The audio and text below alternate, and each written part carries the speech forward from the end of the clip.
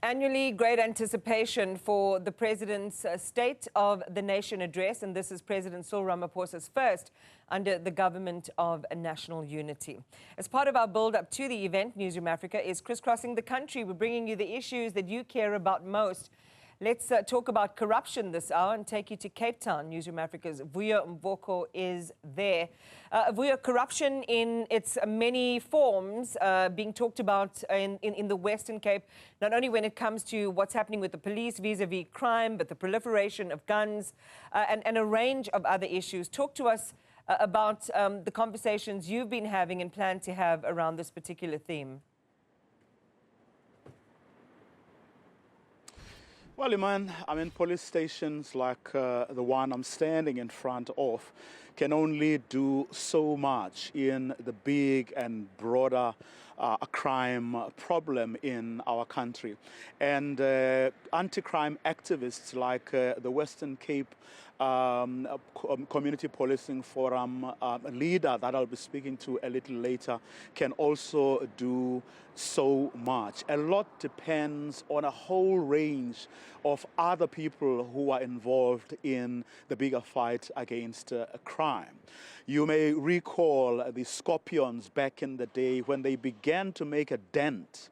They were then quickly removed, the ANC taking a decision to dissolve the Scorpion. But since then, there have been calls to, of course, find something similar that will deal with all the big and complex crime issues that may involve even billions of rands, but which are not easy to crack. And it was for that reason that over 5 years ago, the investigative directorate was established. But back then, it was still a temporary structure. But of course, about a year ago, the president then coming up with, signing off the new legislation to establish their, to make them permanent. But since then, truth be told, they have encountered a lot of problems from not making the impact that people thought they would. There were complaints about resources.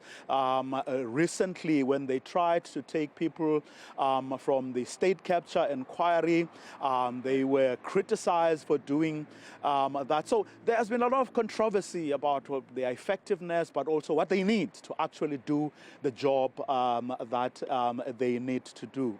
But since then, there's been a little bit of hope that indeed perhaps their worst is over, but of course the jury is still out on that. But our colleague, Umnesi, went out to just have a look at what has happened, especially recently, and whether, in fact, the investigative directorate of the NPA, given the powers that they have now been given, the resources and the budget that has come through for them, whether, in fact, they're making the difference in those complex cases that need auditors, financial investigators to be able to crack. He takes a look. Who could forget the first case that came from the 1 billion rand state capture inquiry, the Nulane case, which fell flat on its face for failure to meet the threshold of prosecution. It was described by a Bloemfontein High Court judge as a comedy of errors before acquitting those who were charged. Or the case involving Eskom's former acting CEO, Matjela Koko, which was struck off the roll. The failure of these cases launched an avalanche of criticism from all corners about the NPA's ability to bring those responsible for state capture to book. When President Cyril Ramaphosa proclaimed the investigative directorate under the National Prosecuting Authority in 2019, it was to investigate high-profile, complex matters, including those that emanated from the state capture inquiry. Both the Nulane and Koko matters fell within this category. Nearly 5 years after this proclamation, the President, during his State of the Nation address, told South Africans that great progress had been made in bringing those responsible for state capture to justice, citing more than 200 people prosecuted and more being investigated. He also spoke of the unit being made permanent. Legislation is currently before Parliament to establish the Investigating Directorate as a permanent entity with full investigating powers. But there is much more work to be done to eradicate corruption completely. Indeed, the National Prosecuting Authority Amendment Bill was signed into law last year, making the ID a permanent unit in the NPA and now called the Investigative Directorate Against Corruption, IDAC. It armed the unit with criminal investigative powers to fully pursue most complex forms of corruption. According to the unit, it has 94 state capture cases, 57 with no specific recommendations, while 37 have specific recommendations. Of the 57 cases with no specific recommendations are 57 entities and 170 accused persons that have been arrested or issued with summons, while there are 19 accused entities and 36 accused persons from the 37 cases with specific recommendations. They haven't fared well at all. We hear that they go to court with empty files in order to frighten the opposition. Now, I can assure you that no opposition worth their salt is frightened by empty files. It will take them all of 1.5 seconds to notice that the files are empty. And after that, the case is lost. It doesn't matter how well you do after that. So when you have a unit that is touted as being elite, that is touted as being the answer to fighting corruption in South Africa, and they have to resort, then you know that you're in trouble. IDAC says there is no truth to such allegations of going to court with empty files and that they were quoted out of context. The complexity of the cases means the unit needs specialized skills to sift through the evidence to find the rot, and capacity was among some of the issues that needed to be addressed.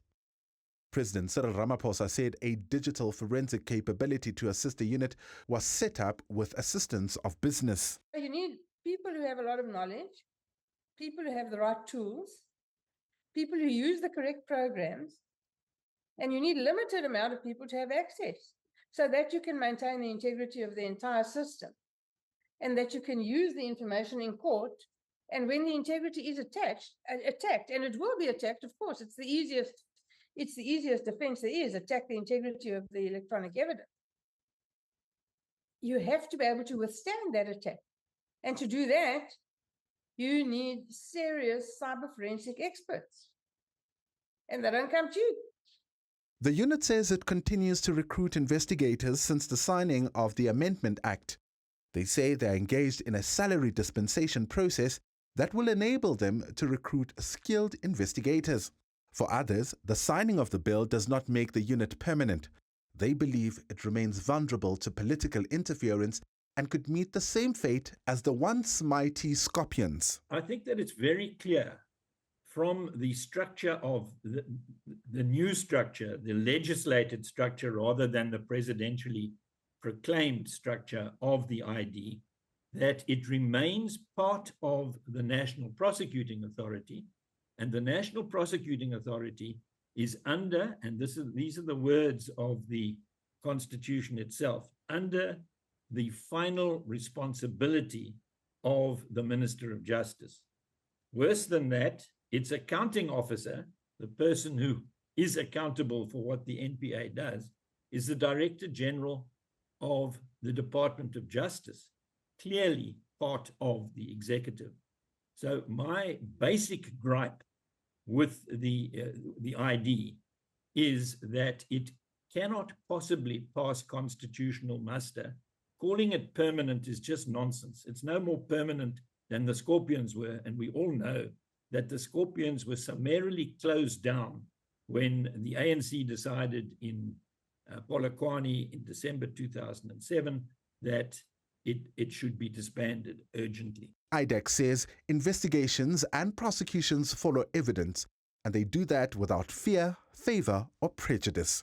The fight against corruption in South Africa requires strong institutions, and it is a point that stakeholders will be fixing their eyes on when the president takes to the podium during the State of the Nation address.